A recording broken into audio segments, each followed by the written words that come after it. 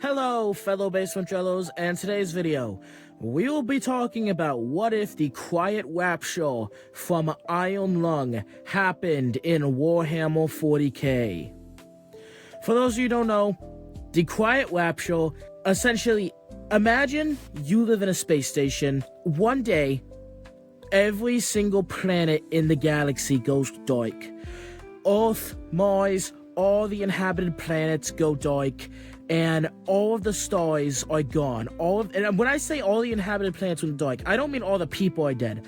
I mean the planets themselves are gone. The only thing left in the galaxy is the ghost suns, moons, and asteroids. Now, what do I mean by ghost suns or ghost stars? Well, a ghost star is when a star is gone or dead, but you still see the light because of how far away it is. For example, our star could explode or just teleport away, and we wouldn't know for 8 minutes because of how far it is. And so, yeah, that's pretty much the quiet rapture. Everything's gone. So, if this happens to 40k, everyone who is not on a space station or spaceship is dead, or at least gone. Well, let's get into this. I'm gonna speed run the Eldar real quick. Craft Order Eldar, completely fine. They made it over.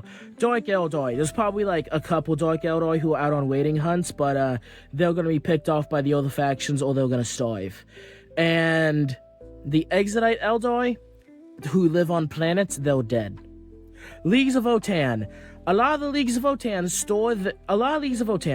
will die. But most of them do live on ships, so most of them will be fine.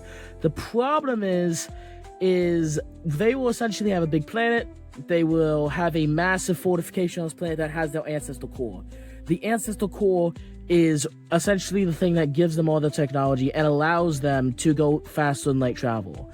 Now, a lot of these ancestor cores are stored on planets, so they will be gone. But the benefit is, the majority of these cores are kept on ships, so they still have access to faster light travel, but again, they'll really nerfed. Like, they have nothing to mine, so their entire economy is cooked. But yeah, they themselves will mostly be fine. Alright, now a big boy faction, the humans. Holy shit.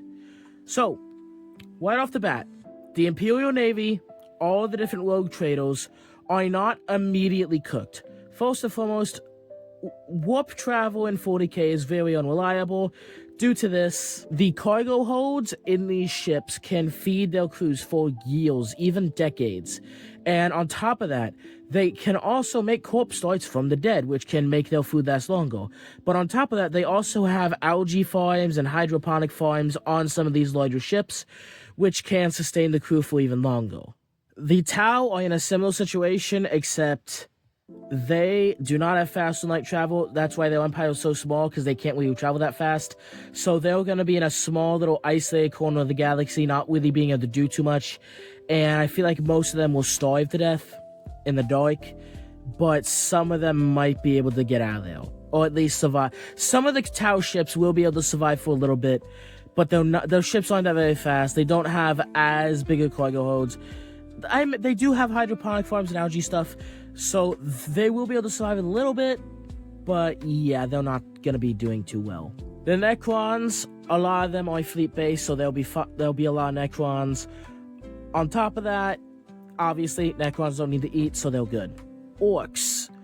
The majority of Orcs are going to be wiped out. The overwhelming majority of Orcs do have space capabilities, but they're not in space. Space is boring for them. They want to be on the planet fighting.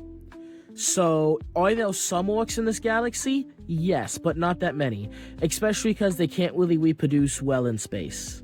Chaos. Chaos will not be doing that well. First and foremost, even though the majority of the Imperium is gone, that also means the majority of Chaos is gone. Because again, the majority of Chaos they exist on planets. Like, they're like planets in the Eye of Terror, or I guess the Great Rift, where they exist on. They have entire cities, cultures, empires, and despite all that, they're still so much weaker than the Imperium. With all that gone, they're gonna be in the outskirts of this, just acting as pirates trying to survive. Because even if they fight the wounded Imperium, they themselves are wounded and will be smacked really fucking hard. Not to mention, I imagine Chaos kind of gets wiped the fuck out in this scenario, or at least gets heavily reduced. So, Norgalite Space Marines are going to be dying and writhing in agony due to being separated from Norgal. Kornite Space Marines are also going to be fucking mentally lobotomized from being pulled away from Korn. So, the Neshi Space Marines are going to be just in absolute withdrawal, and Tzeentchian Space Marines are going to be saying this is all part of the plan. And I'll be getting into what the Tyranids are up to in a moment. So again, there was nothing here. There's nothing in this galaxy now besides dead stars, asteroids, small moons, and 4 blood moons. Let's say for this scenario, Gilliman survives and he is able to take control of the Phalanx battle station. He's able to stumble across one of these battle moons, and so he has a massive fleet made of the Phalanx and of, the Macrag's.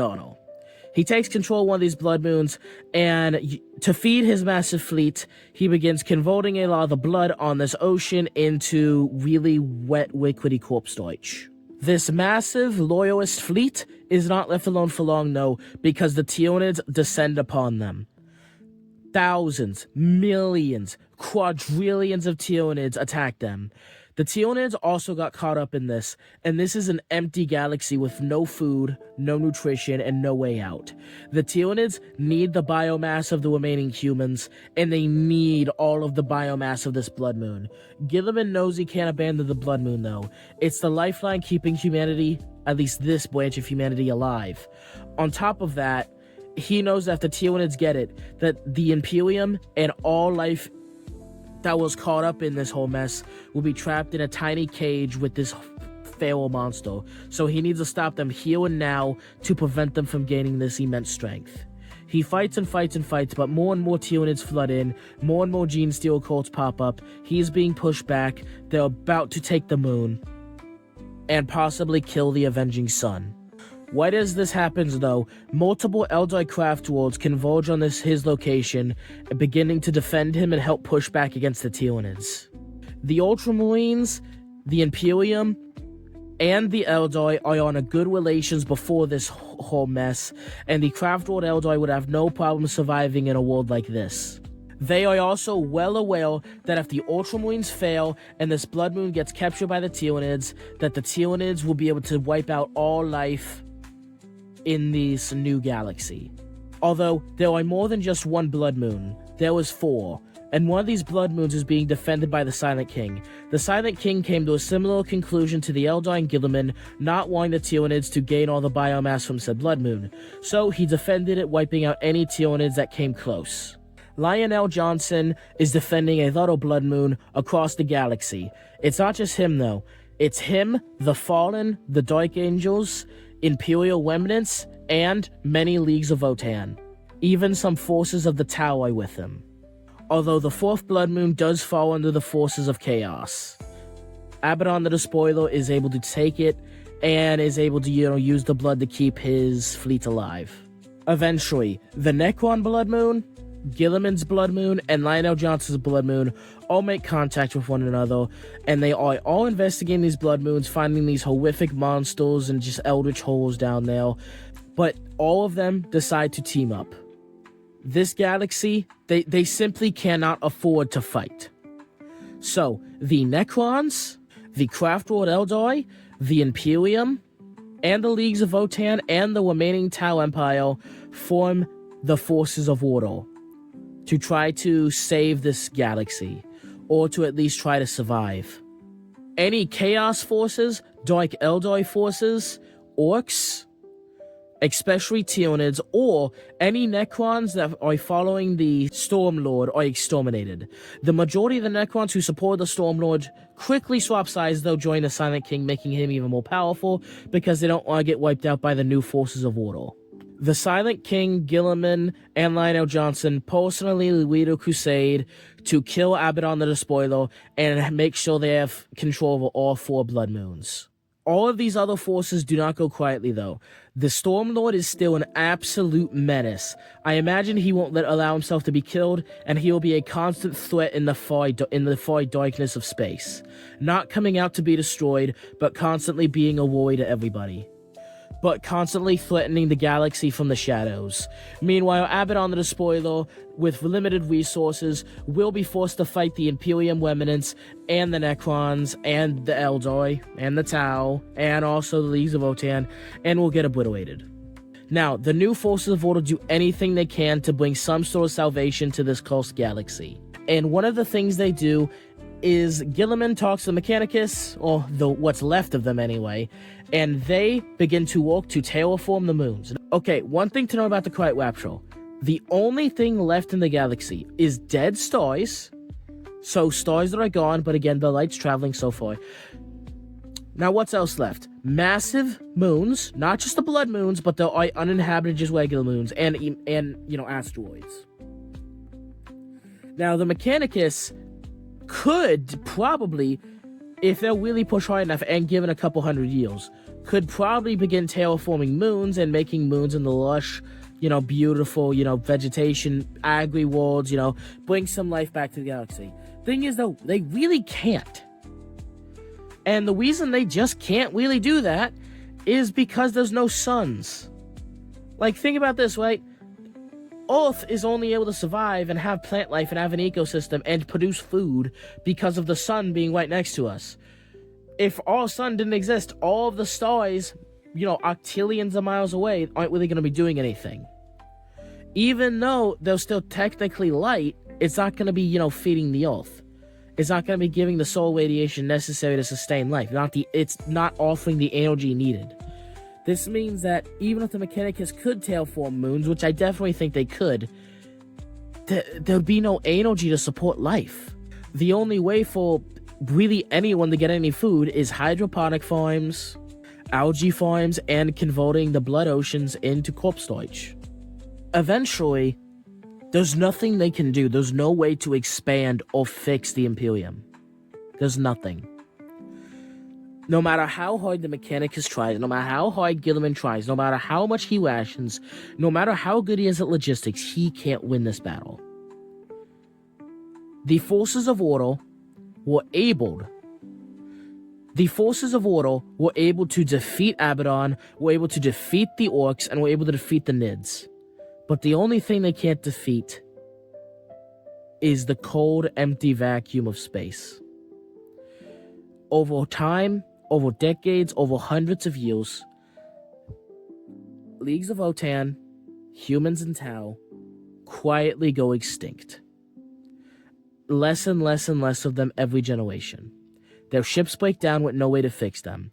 The Silent King and the Eldoi do their best to keep them alive, but they simply can't. Especially the Necrons, because the Necrons want the humans to stay alive, so that way they can, transfer their consciousness into humans later. But the thing is, humans don't necessarily go extinct because thousands, maybe even millions of humans are essentially cryogenically frozen or, contained in stasis fields by the Necrons. So eventually, if the Necrons find a way to rebuild this galaxy, the humans can, be their vessels. So the only humans left in a few hundred years are essentially in these containment vessels.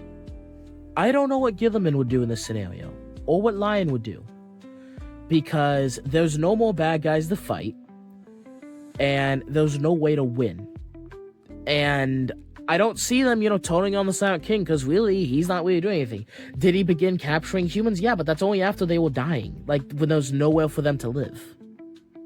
When the last human ships were beginning to break down and they didn't have the resources or the repair docks to repair them, that's when the Necrons begin, putting humans in stasis vaults. Also, Trazyn will not be here because, again, he has an entire planet that's like an art gallery, so he's getting quite raptured.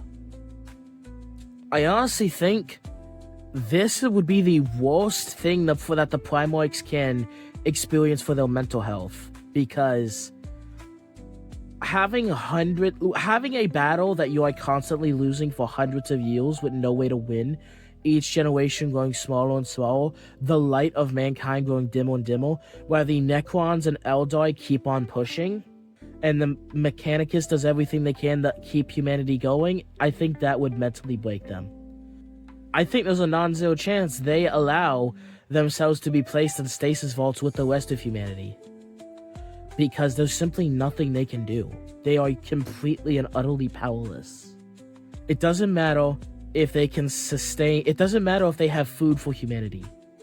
Ships break down, and they don't have the parts. Will they be able to, salvage? Will they be able to, repair ships for decades, hundreds of years, maybe? Yeah. But eventually, they will be stripped. A ship will be stripped of every single part it has, and will essentially be kicked into the void. And what happens when that happens to another ship, and another ship, and another ship, until there's no ships left? There's not enough hydroponic farms. There's not enough anything. There's not enough. There's simply nothing they can do. This is a hopeless universe. And the craft worlds and the Necrons are the only ones left in 1,000 years, 10,000 years. They're just left for essentially all of eternity, just to float around doing nothing. Thank you for watching today's video. Please make sure to like and subscribe. And yeah, also go check out Markiplier's movie. Iron Lung was a fantastic film. Alright, thank you for watching. Have a nice day.